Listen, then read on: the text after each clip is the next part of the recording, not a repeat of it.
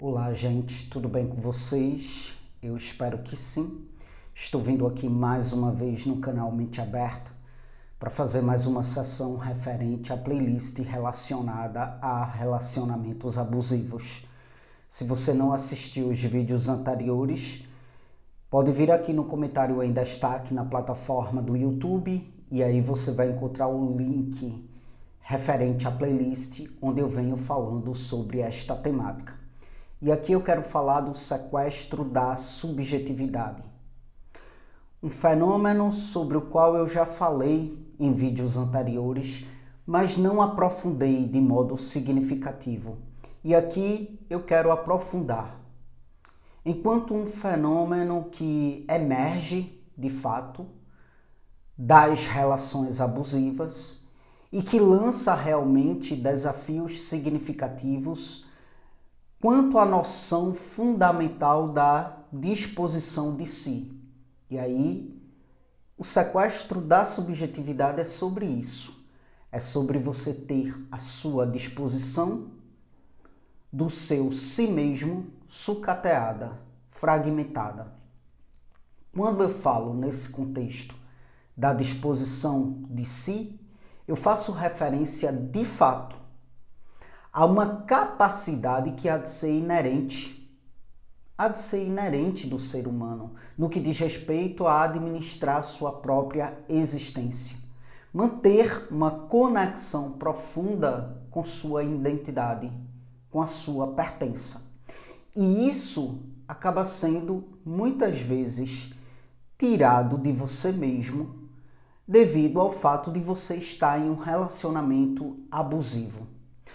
Toda interação humana que coíbe a tua disposição com relação ao teu si mesmo, toda interação humana que de alguma forma usurpa a tua autonomia individual, toda interação humana que subtrai a tua capacidade de gerir a tua própria vida, essa interação ela é caracterizada como um relacionamento abusivo, um relacionamento tóxico, uma interação que de fato demanda de um sequestro da tua subjetividade. Então, eu gosto muito desse termo. Por que eu gosto desse termo? Porque de fato ele ressoa como uma alerta para situações em que as relações interpessoais, os sistemas sociais, as estruturas institucionais comprometem de fato a integridade do ser humano, restringindo sua liberdade, restringindo sua capacidade de escolha, restringindo a sua ação. Quando essa liberdade, quando essa questão de escolha, quando essa ação está de fato dentro daquilo que há de ser genuinamente a singularidade do ser humano. Então, o sequestro da subjetividade, ele se manifesta de diversas maneiras, desde relações pessoais, que são prejudiciais, até aquelas pressões sociais em um contexto mais amplo.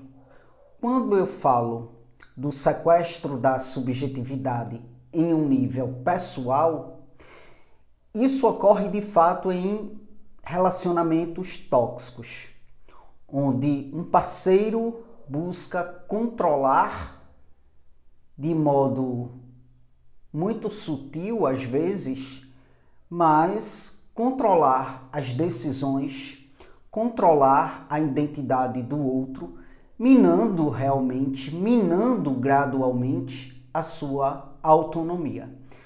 Quando eu falo desse fenômeno do sequestro da subjetividade em um contexto mais amplo, aí eu me refiro a sistemas sociais que de fato perpetuam desigualdades, que de fato discriminam grupos específicos, que de fato limitam as oportunidades com base em características individuais, né? Então estamos diante aí de um contexto que também contribui para o sequestro da subjetividade. Ou seja, uma pessoa que há de ser homossexual, se ela tem a sua dinâmica para a vida limitada por causa da sua condição sexual, isso aí é um sequestro da subjetividade.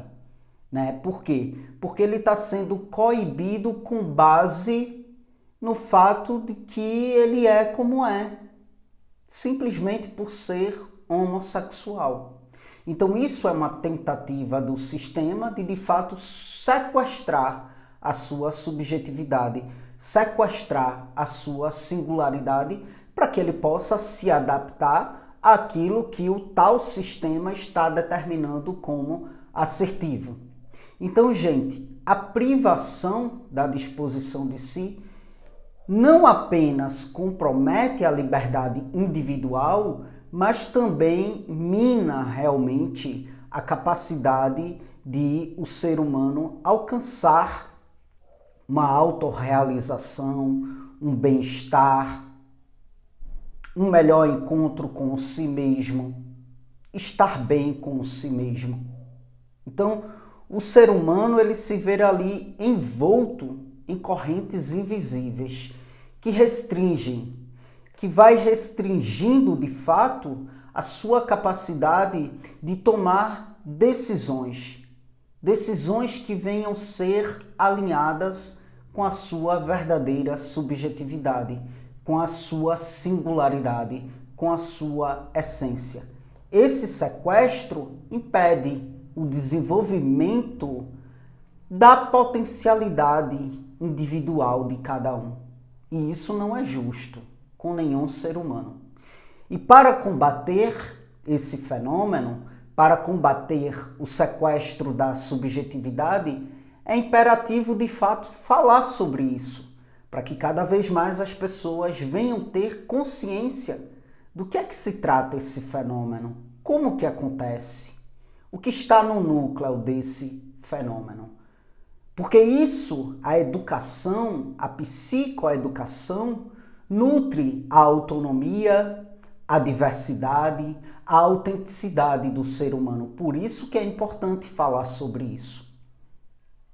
E ao tomar conhecimento do que há de ser o sequestro da subjetividade, é importante, em paralelo a isso, concomitante a isto, reconhecer, desafiar as normas que venham ser prejudiciais e que perpetuam esse fenômeno. Sobretudo quando você está ali em um relacionamento com alguém ou em qualquer modalidade de relação.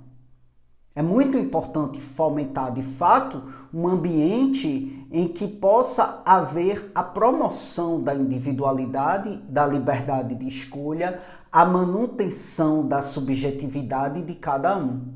As relações precisam ser justas, precisam ser compassivas, onde cada pessoa ela possa verdadeiramente se desenvolver com base na disposição do seu si mesmo, livre, de fato, desse jugo aí do sequestro da subjetividade. Então, imagine um casal, né, em que um dos parceiros, de forma sutil e ao longo do tempo, começa a exercer um controle excessivo sobre as escolhas e a identidade do outro. Imagina, no início isso começa com pequenos comentários críticos sobre as roupas escolhidas, por exemplo, as amizades, as interações sociais, né? Ah, essa roupa não tá legal em você. Essa roupa tá muito curta em você. Esse decote tá muito escandaloso. Ah, essa roupa tá brega. Ah, você não fica valorizado nesta roupa. Ah, você isso, você aquilo. Tal amizade para você não presta. Se afasta de tal pessoa. Ela não presta para você, porque ela é solteira e você é casada. Portanto, você tem que andar com pessoas que estejam ali no mesmo estado civil que você. Ah, porque isso, ah, porque aquilo outro. E sempre tudo na base da crítica, que parece ser uma crítica que visa o bem do outro. É para o seu bem.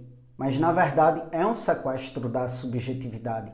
Porque cada um tem que ter aí o discernimento do que há de ser assertivo para si mesmo, né? Por mais que aos olhos do parceiro tal roupa seja brega, mas se você gosta, se sente bem e se sente confortável em tal roupa, não cabe ao parceiro ditar, imputar ou querer controlar o que fica bem ou o que não fica bem em você. É você que tem que ter o discernimento quanto ao que há de ser coerente com o teu desejo, com o teu bem-estar, com o que está confortável para você. E isso vale para todas as outras coisas. Porque o que é que acontece? Com o tempo, esses comentários, que parece ser no primeiro momento com relação a coisas supérfluas, acaba evoluindo para diretrizes mais rígidas sobre como, de fato, o parceiro ou a parceira deve se vestir. Se a tua namorada chega para você e diz que a tua calça é brega, né? Eu acho que isso é uma decisão que cabe a você. Se você tem um estilo de roupa que de fato não há de ser conveniente com o gosto da tua namorada, paciência. Não é justo com você sucatear o teu desejo para que as coisas possam ficar agradáveis para o outro.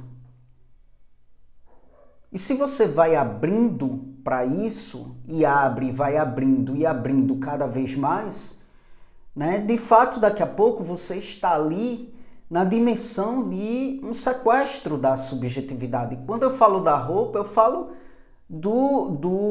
da dimensão mínima do que é que pode acontecer quanto à evolução de um sequestro da subjetividade.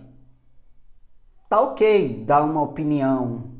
Olha, você não acha que fica mais legal de tal forma, né? Ok, se é cabível para você olhar para essa opinião e tomar para você como um ponto para que você possa estar melhor com você mesmo, poxa, de repente, se de repente eu escolho aquela calça ali mais estilosa, eu vou me sentir melhor, eu vou ficar melhor ainda comigo mesmo. Aí ok, aí é válido. Mas quando isso de fato parte para diretrizes mais rígidas, imputando de fato como que você deve se vestir, por exemplo, como que você deve se relacionar com as suas amizades, com quem você deve se relacionar, quando isso se estende para as tuas aspirações pessoais, é preciso se ter cuidado e discernimento com relação a esse relacionamento. Ah, você vai fazer tal projeto? Ah, você vai fazer tal curso acadêmico? Não. Porque você não faz tal coisa. Isso não vai ser viável para você.